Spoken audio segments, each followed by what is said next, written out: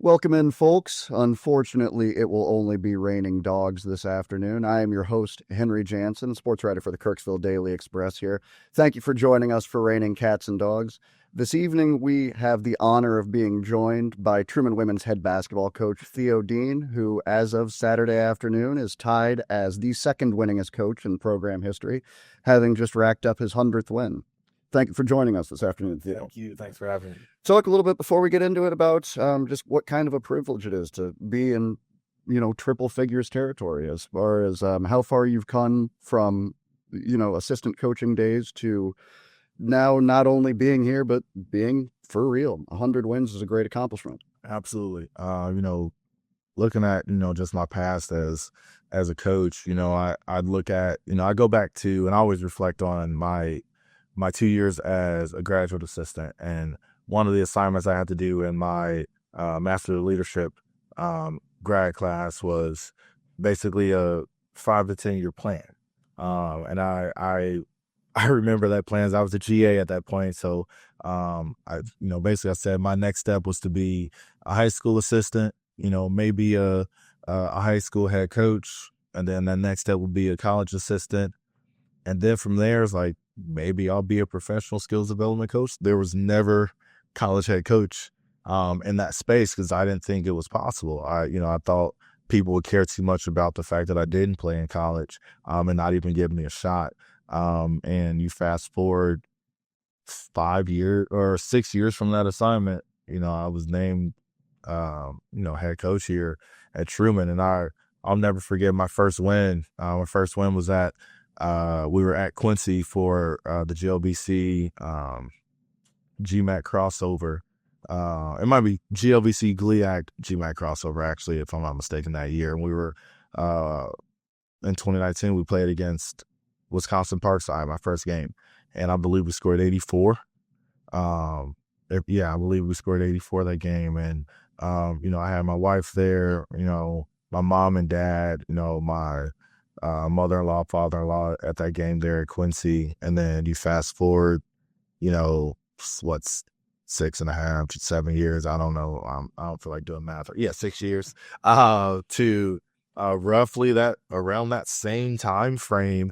And we were playing SBU and unfortunately my dad passed away April 18th of 24. But, instead of having him there, I have my mom, because she's living with me here, my wife, mother-in-law, father-in-law, and then I have my 2 kids. My dad was Theo Dean Jr. I'm the third. My son's Theo Dean the fourth. So I still had a Theo in the stands along with my daughter, Mina. So, it's funny, like, you look at Thursday, last Thursday, that Drury game, of course I wanted that game. Like, to get my 100th win versus Drury, heck yeah, I want that. I want that just as a competitor. But my wife was actually on her way back from Boston, so she wasn't in town. So because she wasn't in town, my mom had to watch both kids. So my mom wasn't at the game. Like, kids weren't at the game. My wife got in about, 1, 2 in the morning, and we're talking about the game, whatever. I was like, man, we did everything we needed to do, and, just missed layups, whatever. And I said, but God wanted my family to be there for my 100th win, so I'm going to get it on Saturday. And she's like, whatever you need to say to make yourself feel better. I said, no, I'm going to get it on Saturday. Trust me. And, we showed up and our players, just played their hearts out. They played with a ton of fun, a ton of joy, a ton of energy. And it was about, it wasn't until about 30 to 45 seconds left in the game. I think it was when we got that last steal and Braley got that breakaway layup with about 24 seconds left on the clock to put us at 90. That's when I finally acknowledged that it was 1 over 100. And I looked back at Coach Lex and I said, what a way to get number 100. Like, win by 35. What a way to do it. And she's like, oh yeah, it is. Cause I haven't made it about me. I haven't brought it up. I didn't mention it to the players, anything. Like, I don't care. I mean, I do care. Don't get me wrong. As a competitor, I understand, as a young black man from the South Side of Chicago, you don't see a lot of people that look like me and come from where I come from being college coaches. So I understand that. But it's not about me. So I didn't want to, I'm 4 wins away. Like I knew how many wins I needed going into the season to get to 100. I knew how many wins I needed to get to number one. I always know we're competitors. Competitors know numbers. You know what you need. But I didn't care enough to make a big deal out of it. And I believe that's why it happened in the fashion that it did is, once I got over myself, which I God humbled me in that 23-24 year. I mean, winning just happened. Like, got used to winning. And I got humbled. It's like, okay, winning doesn't just happen. Let me reinvent myself as a coach. And, we get to, fast forward 2 years to the team we have now, the staff we have now, the roster we have now. And we're getting back to having fun like we did, when we were really, really good here. I know that you are far more interested in talking about your season and your girls than you are talking about yourself. And we'll get into all that stuff here in a minute, but just really kind of walk me through just the situation that you found yourself in. Pretty amazing stuff, really. And 100 wins, you knew, like you say, it was only a matter of time. I mean, you knew it was going to hit 100 at some point in time. Let's hope so. But just walk me through everything from the time that you found out that morning, afternoon, whatever, when Amy Egan left, to you just kind of being the de facto interim coach, just where you are now, having kind of solidified yourself on the GLVC scale and beyond, really. Absolutely. Yeah, we talked to girls on the first day of class. That I don't remember what day in August it was, but 2019. And sometimes I envy the new coaches that get hired just around the world. They get hired in the summertime or get hired in the spring. I'm like, man, you had a whole spring or summer to prepare. I had 3 days to prepare for my first practice. And truly, we met with the team on Monday. We had our first team meeting on Thursday. First practice on Friday. We did a 2-hour practice Friday, 2-hour practice Saturday, and we started our testing week. And, I will always remember, when Jerry, had that conversation with me about, we're going to hire you as interim and all of that. And, he had already met with the players and, they felt very comfortable with it. I remember I told him, I said, hey, Jerry, like, I want to try to set you guys up for success. Like, I'm not going to hire an assistant, which sounds crazy. But it was me, my GA, who was an all-time great here, Bree Daniels. And I had a student assistant, Dawson Wood. That was it. That's who we rolled into that 2019-20 season with. And I think we became the first or second staff to win 20 regular season games. I think the first to win 20 regular season games in that year. We just poured into our players. That's all we knew how to do. That's all we could do. We tried not to stress over things. We just tried to do things the right way. But I remember that first week, players came in just to offer their support, all of that, as great young ladies do. But I'll never forget Sloan Tata walked into my office. She was my only senior. And she's someone that, my first year as assistant was her freshman year. So we had been through everything together. And she's like, T, like, tell me what your non-negotiables are, because I knew what Coach Egan's were. Tell me what yours are, and I will lead this team. And that you'd be surprised how much of a weight that took off of my shoulders. And I didn't know it would, but love Sloan to death. Like, she is, I tell people, Sloan was the first Hannah. Like, Sloan was someone that, we were in the gym so much together. We had such a great player coach relationship. It was so easy to have her as my senior. Everyone thought I recruited Sloan because of our relationship. I didn't recruit her. But because of everything Sloan and I went through and how I was able to learn from Sloan and she was able to learn from me, I then could turn that into Hannah and just jumpstart her process because there was so much that I knew. And Sloan was so good for Hannah, Hannah's freshman year, and allowed Hannah to grow. Even as, Hannah started at point guard, Sloan played the 3, but Sloan showed Hannah how to lead. She didn't force Hannah to have to be a leader as a point guard. She's like, I got it. Like, just play your game. I will lead. I would do this. I would do that. Just learn how to become a college basketball player. And, Hannah became the first of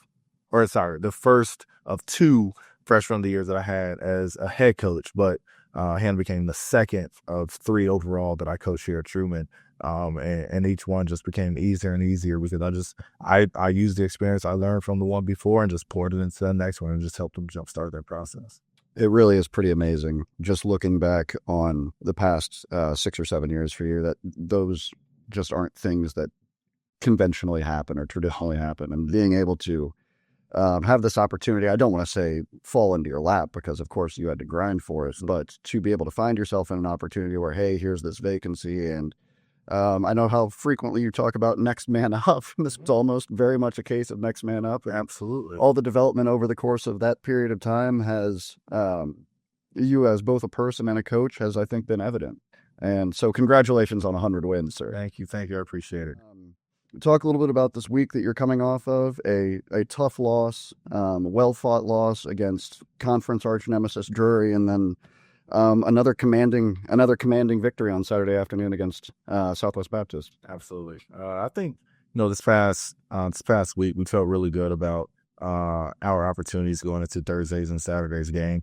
When you look at a team like Drury, us having that, one win against them in school history back in 2022, Martin Luther King Day 2022, when they were number one in the nation. For us, it's always a game that we get up for, a game that our players are definitely locked in and focused. And for us, we felt like we played a really good game. Just looking back at the game, we even talked to our players after the game.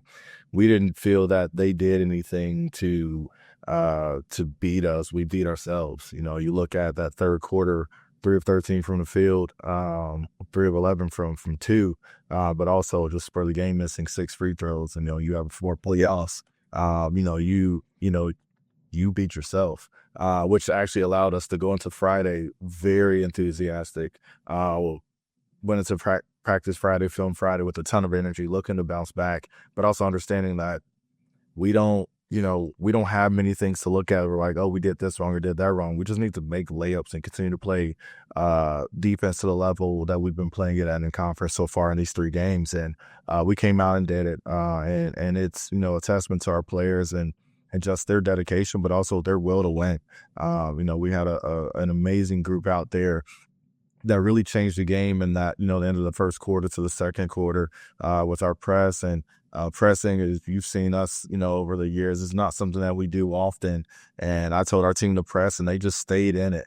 They felt very confident, very comfortable in it, and allowed us to go out on that run and just, really get ourselves to a point where that victory was pretty commanding.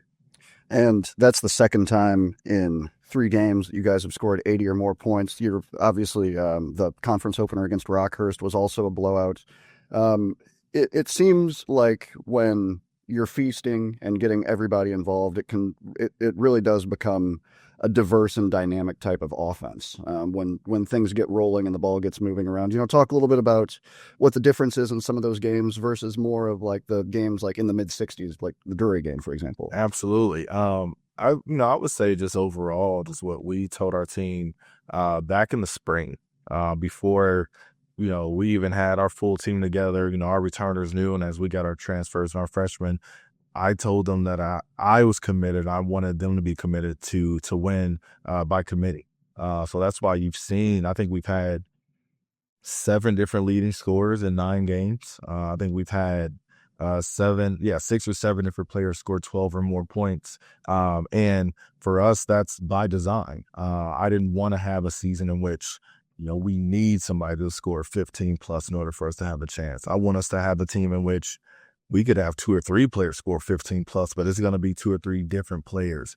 And when you look at that Southwest Baptist game compared to the Drury game, I think in that Drury game, we needed Imagine to get going. We needed Marianne to get going, which is great. But they were able to do that because they didn't have to do it for the entire game.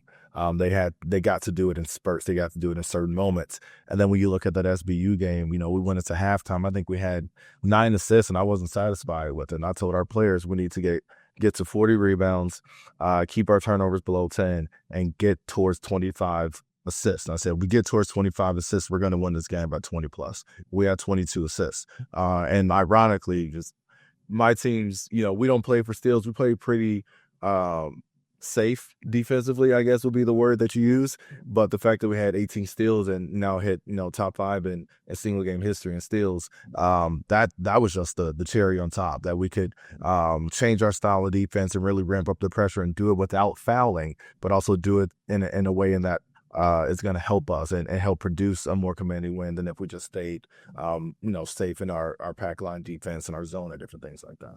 Talking a little bit about rebounds and just having numerical goals. How much does that have to do with pace and tempo and things that you and your coaching staff can affect personally? Absolutely. We want close to 100 possessions. And if I'm not mistaken, when you look at that game on Saturday, I think we were close to 100. When you now, possessions are like offensive rebounds, a lot of things go, a lot of things go into possessions, but I didn't want it to be a game in which we took 56 shots. I wanted it to be a game where we were 70, close to 80 shots, and we were able to do that because we only turned it over 9 times in that regard. But there are several goals that we look forward to trying to meet every game. And I think Saturday's game was the first time we actually met one of those goals. Met all of those goals. We want to hold a team to 16 or below per quarter. We held SBU to 13, 13, 13, 16. They got that last 3 at the buzzer, unless we would have held them to 13 for the full game. We want, less than 20% of our shots to be considered bad shots, in regards to our shooting scale. Only 8% of our shots were considered bad shots that game. And then you add in, we want to be above 40 rebounds. We want to shoot above 80% from the free throw line. We want to hold teams below 1-1 on offensive rebounds to second chance points. We want to hold teams to below 1-1 on our turnovers compared to their points off turnovers. If I'm not mistaken, we met every single one of those goals for the first time in 3 years, which for a team that is goal oriented, for them to see and know that like we've done it. And we actually got close against Rockhurst. We missed 1 goal in that Rockhurst game. So this game, we met every one of our goals and everybody played a part of it. Everybody got a stat, a rebound, a steal, an assist. Of course, scoring and different things. Everyone played a role in this victory, and it wasn't just on 1 or 2 people. Going back a little bit, you talk about, opportunities that everybody has from top to bottom throughout the entire lineup. I think one of the most impressive things about your season thus far, for a 4-5 team, I mean, you hate to say it, but for a 4-5 team, that's a really good 4-5 team. And a huge part of it is you have 3 girls who are 10-plus points scoring. Mallory Ott is a 10th of a point off. She's averaging 9.9. And outside of just what Morgan does every night and what Marianne does every night, those 3 are a walking guaranteed 42, 43, 44 points for you. But how everybody else contributes, like you're talking about, highlight some of your other girls who've been crucial in being such a balanced scoring offense. I think you have 6 girls averaging 8 or more. 7. And yeah, it is 8 or more. Yeah. That's pretty impressive, and you're going to need that going forward too. Yes, and that's what we wanted. And it takes skill development. It takes trust. For our players, trusting themselves that hey, I don't have to go look to score. The offense is going to create scoring for me. I have to score within the offense, but also for your teammates, trusting that hey, I'm going to set you up and you can hit this shot. I'm going to put you in position I'm going to put you in the best position possible for you. And we talk a lot about that. You'd be surprised. Like during the game Saturday, I got on one of our players was like, stop forcing shots. You don't have to.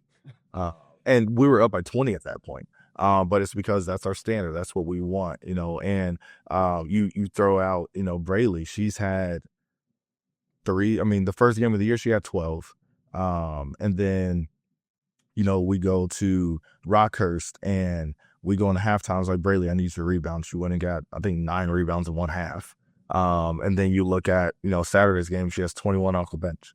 And then you throw in and imagine, since she's been playing for us in that Winona game, she's only had 1 game in which she was in 1 or 2 games in which she was in single digits. Every other game was 14, 15, 17, 18.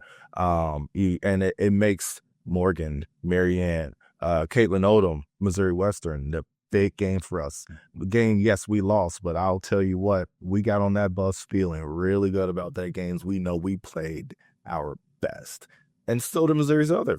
Hey, great. Both teams played really well. Somebody's going to win. All you can ask for. That's all you can ask for. We defended. We took great shots. Caitlin Odom has 17 career high that game.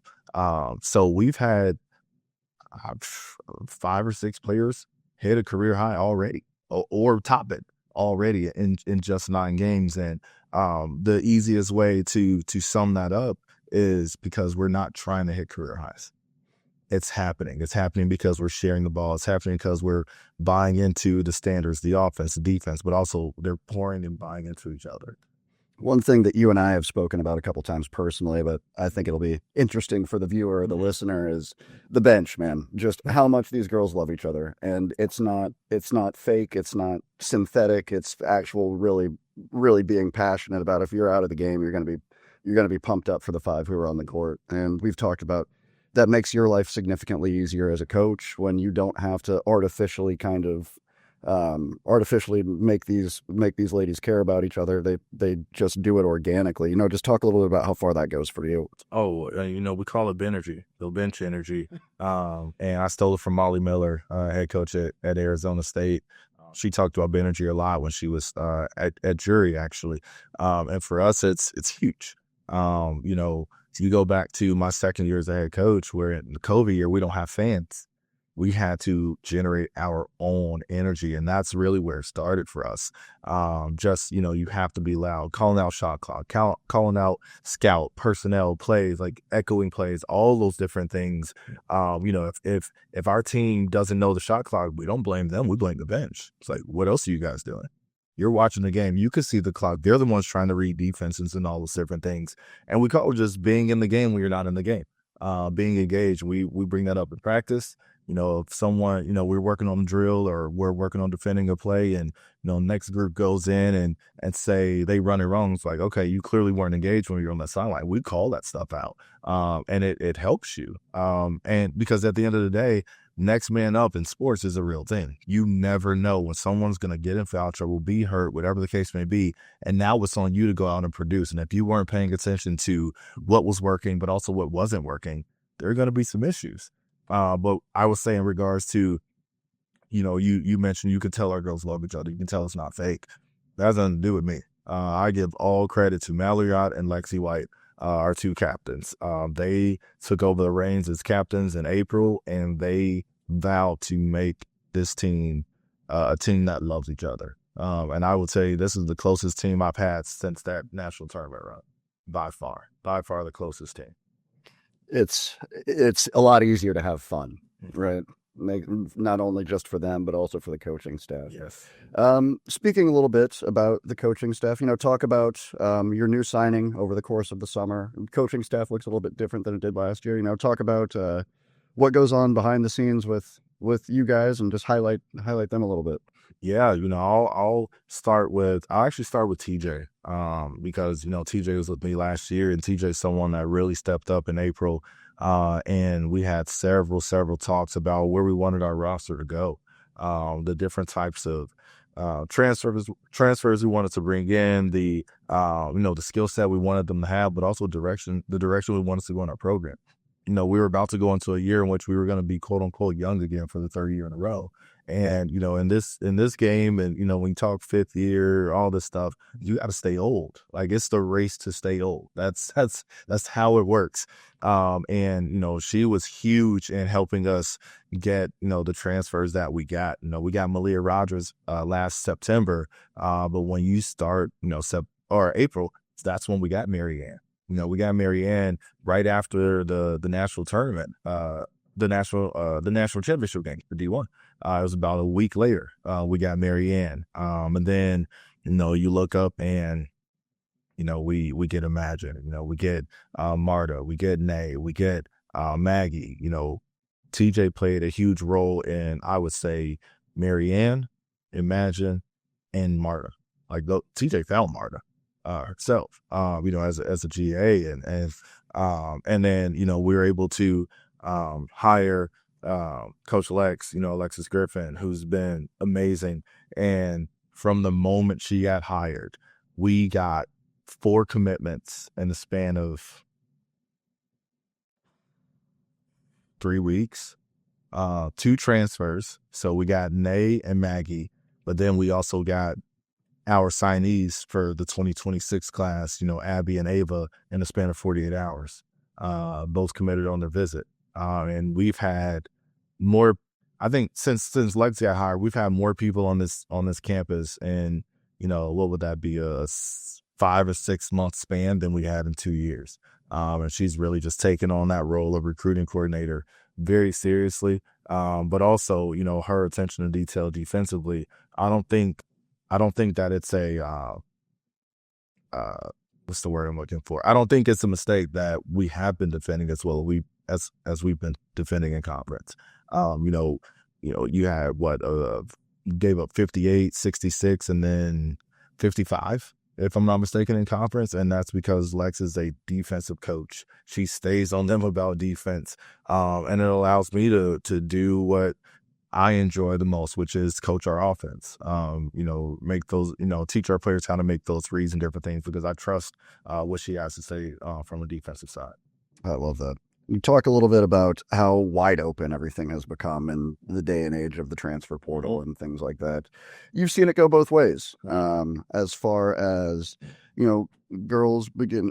Just one example, girls beginning at Truman State University and ending up getting major minutes for Iowa State, for example. But you've had it work in your favor as well. Is there anything specifically that maybe she has seen the inside of that helps get some of those transfers and girls who are kind of fringe on, maybe leaving their current situation and heading for Kirksville? Yeah, as far as Lex or TJ? Lex? Yes. Well, the thing for her is, she just came from coaching high school. So we have that background in common, coming to Truman from coaching at the high school level. And for her, she coached players that are at the D1 level right now as freshmen. So she's seen how that process works. She's coached players that are at the D2 level right now as freshman and sophomore.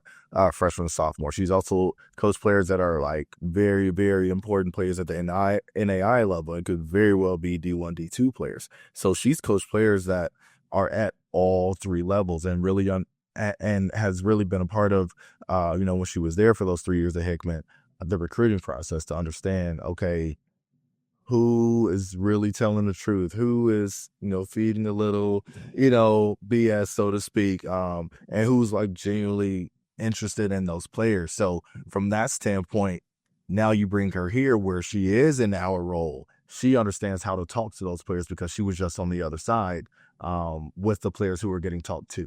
And one thing that's just so easy to forget is that when we're talking about young student athletes, they're impressionable. Yeah. You mentioned some phony line that somebody feeds them. Well, there are a lot of times where they will take it for fact. Yes. I think that in the current recruiting landscape, just being genuine and advertising yourself the way that you actually are, especially for you guys, goes a long way. Absolutely. And, understanding, that it's important to tell the players, but also their parents that you're not here to waste time. If I bring somebody here on my campus and, we're walking around and, sorry, not my campus, this campus. We're walking around and, we're sitting in the office and looking at facilities and all those different things. And when it gets to the important conversations of offers and different things, I let them know, it's like, you wouldn't be here if I didn't feel that you'd be a difference maker for me. I'm not, I have 2 kids at home, wife, my mom lives with me. Like, I don't have time to waste. Like, I'm bringing you here because this is important. I'm bringing you here because I feel you are important. And, it's not the days when I was an assistant where I had more time to be on the phone all the time and, bring kids in, every week. Like, I'm going to bring in kids that I want. And I'm going to focus my time on those kids. I'm going to talk to kids, offer kids, whatever the case, the kids that I believe will truly make a difference here, but also the kids that are probably going to push the players that are still here. Like, my job is to over recruit my entire roster. That's my job. Because if I can't stay old, I'm gonna stay skilled. So that's the goal too. You look at a roster right now, we're starting 2 true freshmen. Like, it's because they knew what they were brought here for. You're gonna get the same opportunity as everyone else, and that's the piece that young recruits don't like. They're like, "Oh, you're starting freshman? Yeah, I told you freshmen play for me." Like, oh, okay.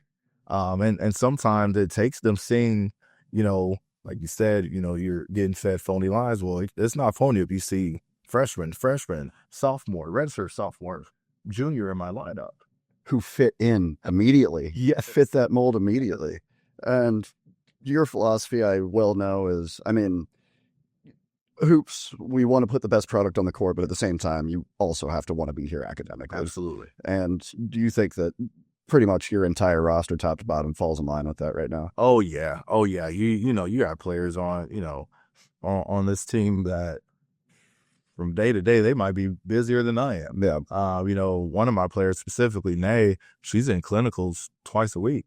Sometimes those clinicals will go from 5 a.m. to 1:30 in the morning. And then she has to come in and watch film, and then we have practice, and then she has to study. And so these players come in wanting to do great things, from becoming doctors, OTs, PAs, PTs, to becoming, nurses, entrepreneurs, teachers.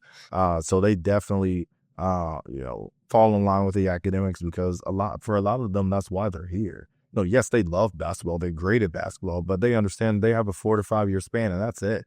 But in that span, how can I get the best education possible? And I always say that there's nothing higher than number one, and we're the number one public school in the Midwest. So, they come in and embrace that. They embrace the challenges, but also them being challenged mentally in the classroom makes it a whole lot easier for us to challenge them mentally and physically on the basketball court. And one last thing is kind of talking about your roster a little bit. I guess this is two things really, but talk about new faces and youth and things like that. Morgan Miller, I want to highlight this, and at some point in time, I'll put an article together about this. I didn't realize it until we were about a week into the season that Mason's little sister, and I only realized it on the fact that they kind of like they move similar. Yeah. They move similar a little bit. Was that a huge selling point in getting her onto campus, her older brother? Oh, yeah. Morgan that recruiting process was just funny. I remember the first time I watched her play. I think she was a sophomore in high school, and I could see glimpses. But that was my first time watching her. And, I'm watching kids that are, 1-2 years older than her. She either was going into her sophomore. Yeah, I think she was going into her sophomore year, if I'm not mistaken, or finishing or something like that. And I saw glimpses. And, I just like, okay, I want to see more, but I need to see her when she gets older. She's just not strong enough yet. She's not big enough yet, but you can tell she had to fight. She was a tough kid. It was just kind of waiting on that physical maturity. Absolutely. And then I saw her when she finished her junior year, and I didn't realize it was her. I'm watching a tournament. I'm in Minnesota, where that tournament, there are 8 courts. It's a 2x4 grid, essentially, of courts, but the coaches set up on the track above the courts. So I'm watching from above, and I'm watching this little point guard hit 3 after 3 and get to the rim and finish. I'm like, who is this kid?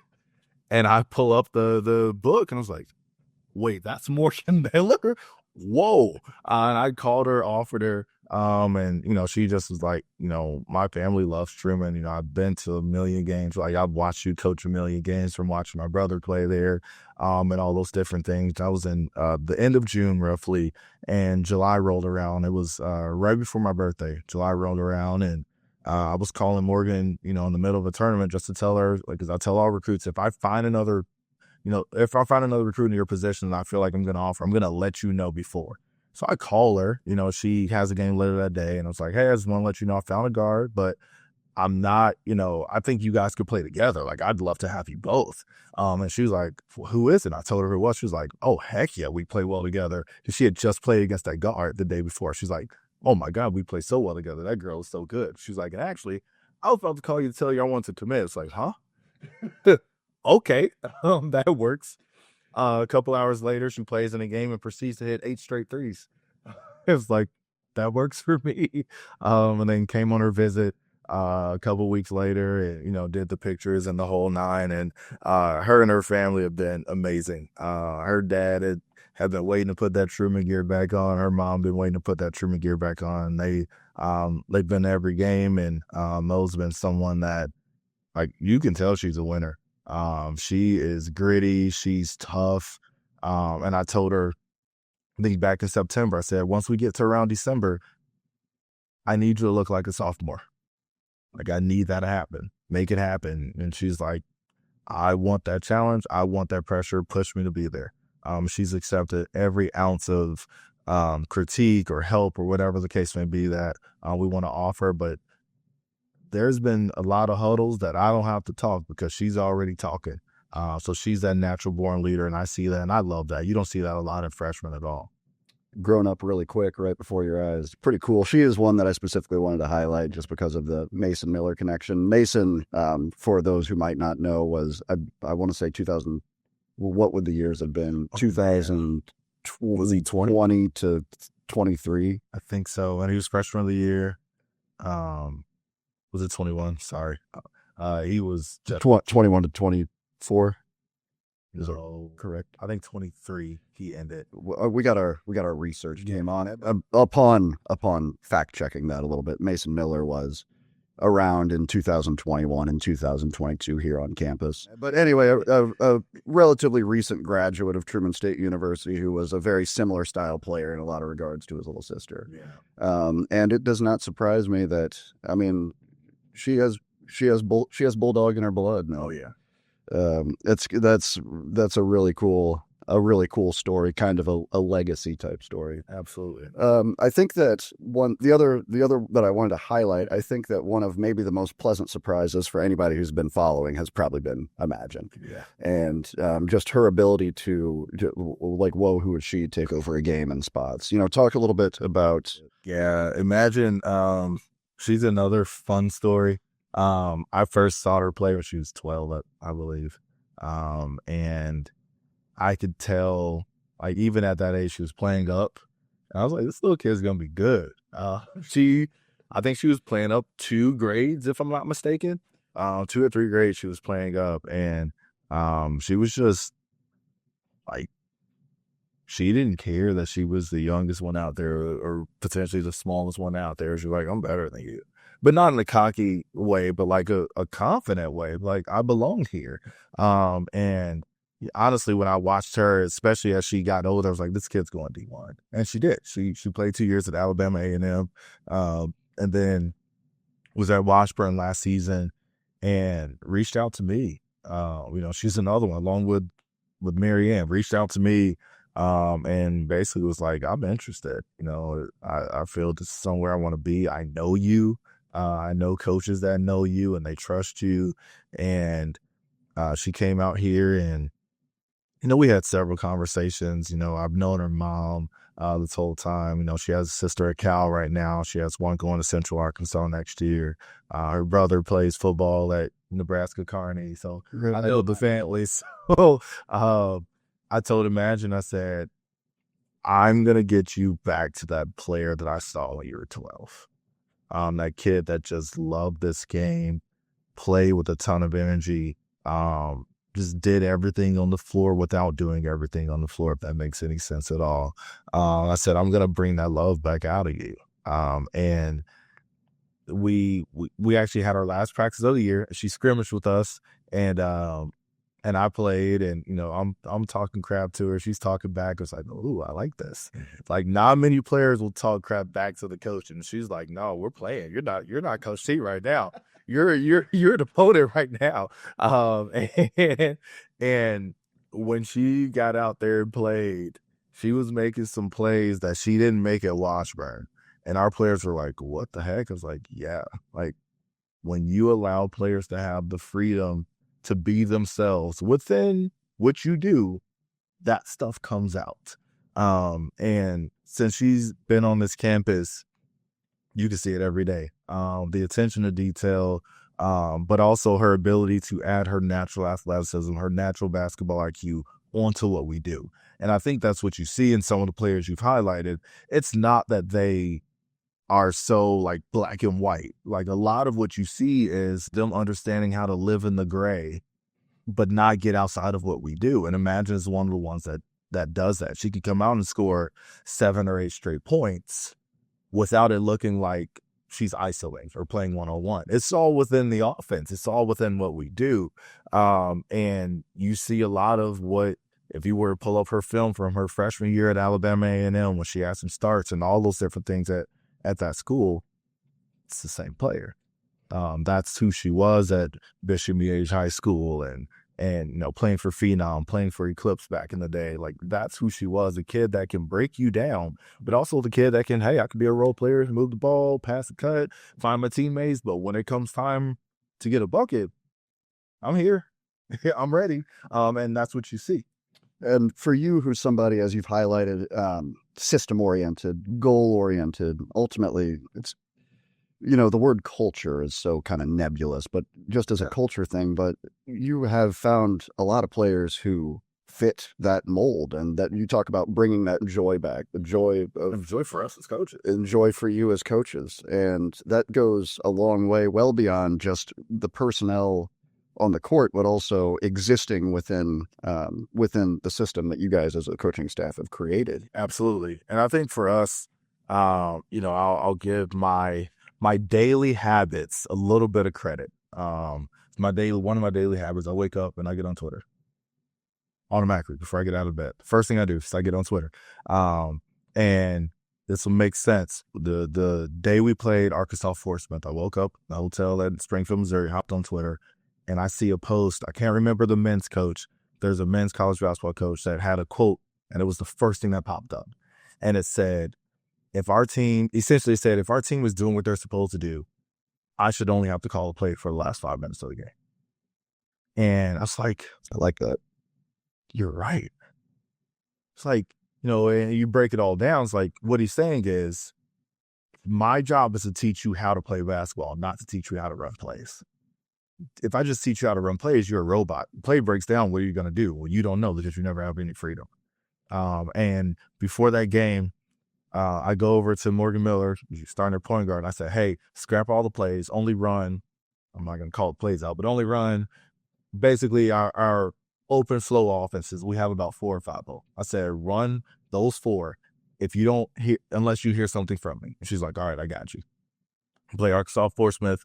Now, yes, it was a 2-point win, but it was because we turned the ball over. It wasn't because of our offense. But then you look at the next day, we played Missouri Southern, and we scored 84, or 82, 84, one of the two. And offense was flowing. We were like 48 from the field, 44 from 3, something crazy like that. We play Rockhurst 3 days later, and it's 84.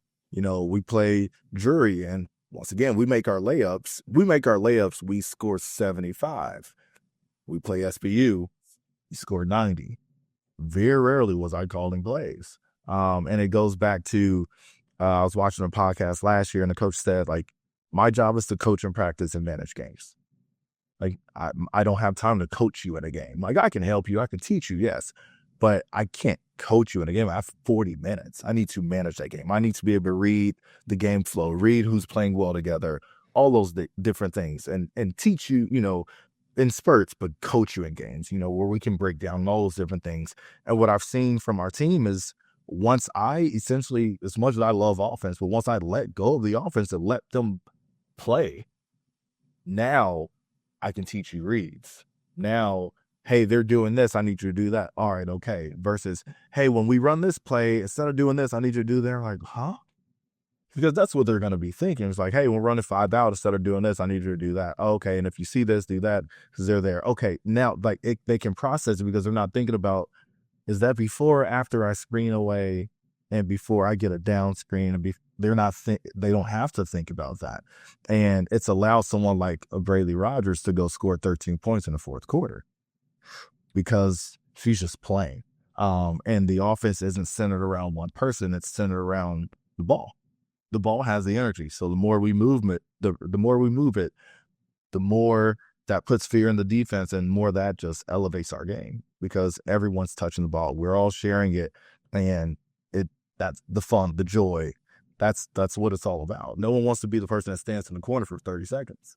Just kind of the jazz, the free flow of hoops. And to your point, one thing that I think you've done an exceptional job at during your tenure as the Bulldogs head coach is like you're saying, like thinking about other things just outside of like calling plays or having to talk to your players. But I mean, more times than not, do we need a momentum timeout or things like that? Like things that you have to, from a coaching perspective, manage, and having 5 girls on the court at any given time who get it and don't need that instruction opens up your mind a little bit. Yes, and you know, at the end of the day, if we do our job, you shouldn't have to think on offense. I need you to think on defense. I need you to be able to think, hey, what are they doing? Oh, what's for tendency? Yeah, think for those 30 seconds, but down there, just play. And I told them that in the game. I said, focus down there. I don't care what you do on this side of the ball. I don't care what you do on offense. Offense isn't going to be our issue. I need to keep our habits and build our standards and develop us down on that side. I need you guys learning how to play together on the defensive side, learning how to end possessions with the rebound, all those different things, but also learning how to give your all, whether you're down 30 or up 30.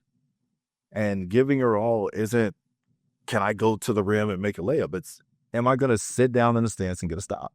Am I going to jump to the ball? Am I going to box out? Like, that's what's the most important for us. And then go have fun on offense. Like, you have so much more. You have so much more control. You can dictate the game on offense. I mean, every single team that you face is going to run a little bit of a different wrinkle when you're on the defensive end. So just keeping your mind open goes a long way. Look ahead a little bit. Yeah. Look ahead a little bit. You guys have Washburn, and then that's on the 16th.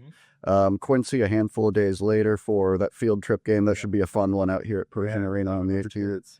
And then you guys have a really fun opportunity for an exhibition with Marquette. I think that's super cool. Absolutely. Look ahead firstly for the last non-conference game you guys are going to play for quite a while. What you guys, after a 10-day break, would really like as a coaching staff to see against Washburn. Yeah, just the ability to compete. You know, they're good. You know, they just beat Fort Hays the other day by, I think, 2 points, if I'm 2 or 3 points, if I'm not mistaken.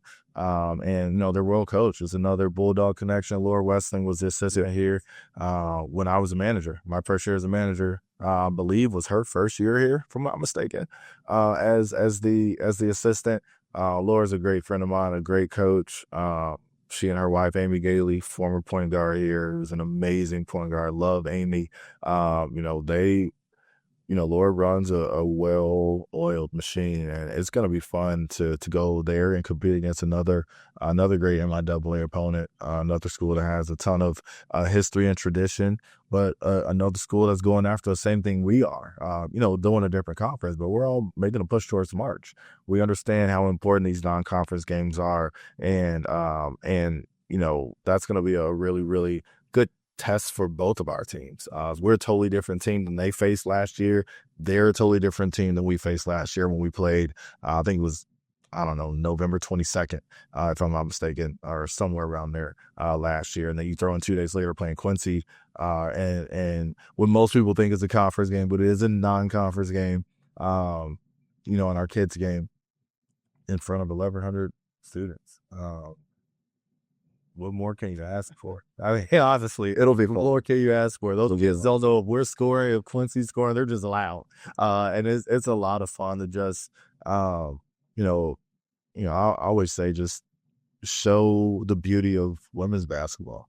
And just, if 5 of those 1,100 fall in love with basketball and they can reflect back to this kid's game and want to put a smile on another kid's face, 15 years from now when they are in college or whatever case may be, that's the whole point, is for us to just involve this community, but also show this community what we have to offer. And what better to do than, against a school that's 66 miles away, but also a school that has been, because of proximity, a good rival for us, but also a school I haven't beaten 2 years. So that's going to be, that competitiveness is like, yeah, we're playing Quincy, but my wife's from Quincy. I want to beat those. I'm pretty competitive in that regard. What's Marquette going to be like? How did that end up on the schedule? Yeah, Marquette reached out to me, I think back in September. They had an opportunity to open up to where they needed to fill a hole.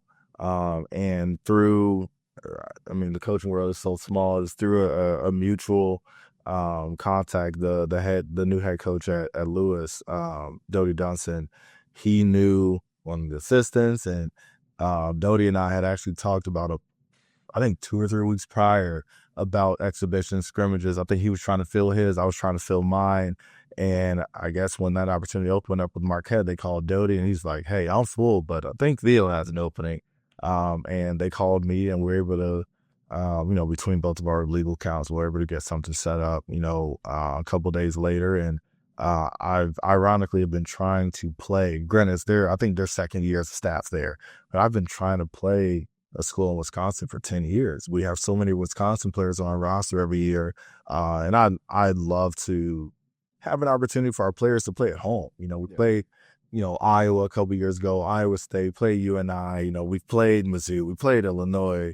But, we've never been able to get a game in Wisconsin. So this is going to be awesome for us to be able to go back. It's 15 minutes away from Mequon, where KO is from, not too far from Pewaukee. But then you have Lexi White, coming from Merrill / Wausau, whichever one she wants to claim. But then also, Mal and Oshkosh. So, and then for me, grew up in Chicago. That's right across the water. That's right there. And the young Dwayne Wade fan in me, it's going to be nostalgic going there and playing in Marquette, and it's going to be an amazing experience right before Christmas break.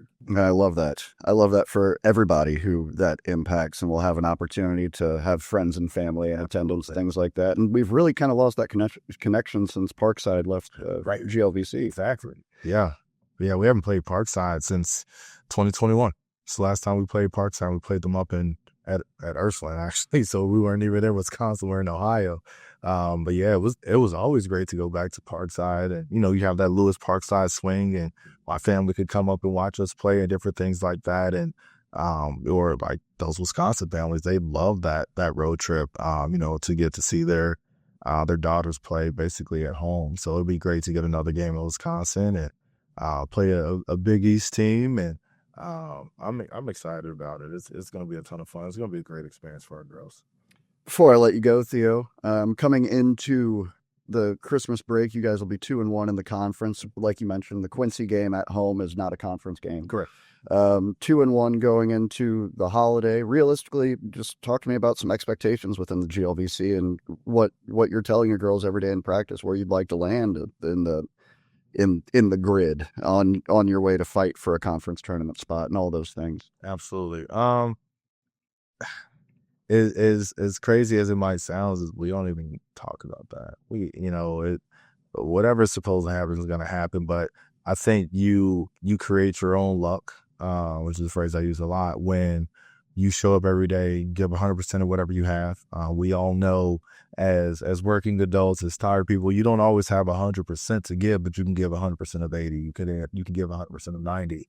So if you show up to give 100% of what you have to be better for your teammates, that allows you to get 1% better. And that's something we talk about every day, is being 1% better. Saturday's game, I wanted to be 1% better than we were on Thursday. Like, that's all I wanted, be 1% better. And if you do that as a team, you allow yourself or give yourself an opportunity to go 1-0. So we talk about that. Like, we truly, I think before we played Arkansas Fort Smith, we had goals, keys to the game. And I scrapped the keys. And I was like, 100%, 1%, 1-0. That's all. Those were our keys for that game. And ironically, the first game I ever had as a head coach, the only things I wrote down, 1%, 1-0. That was it. I remember that. So that's how we look at it. That's how we approach every game, is how can I be better for my teammates? How can I get 1% better? So take 1% of their job off of them. And how can we all collectively do this, staff included, to where we give ourselves an opportunity to go 1-0. And you have 2-3 games in a week. We just want to go 1-0 3 times. We want to go 1-0 2 times. I tell our players, free throws, you don't have to step up and hit 2 free throws in a row. You got to hit 1 free throw twice. So it's all about a mindset. And it takes the pressure off of things. It lessens anxiety and stress and all those different things. If you can break things down to its finest details, it makes goals a lot easier to accomplish. Take life one possession at a time, right? Absolutely. Head coach Theo Dean, the sharpest dressed basketball coach in America. Thank you. Truman head women's basketball coach Theo Dean. Thank you guys for joining us this evening. I've been Henry Janssen, sports writer for the Kirksville Daily Express, and it has been raining cats and dogs. We'll catch you guys next week. Thank you.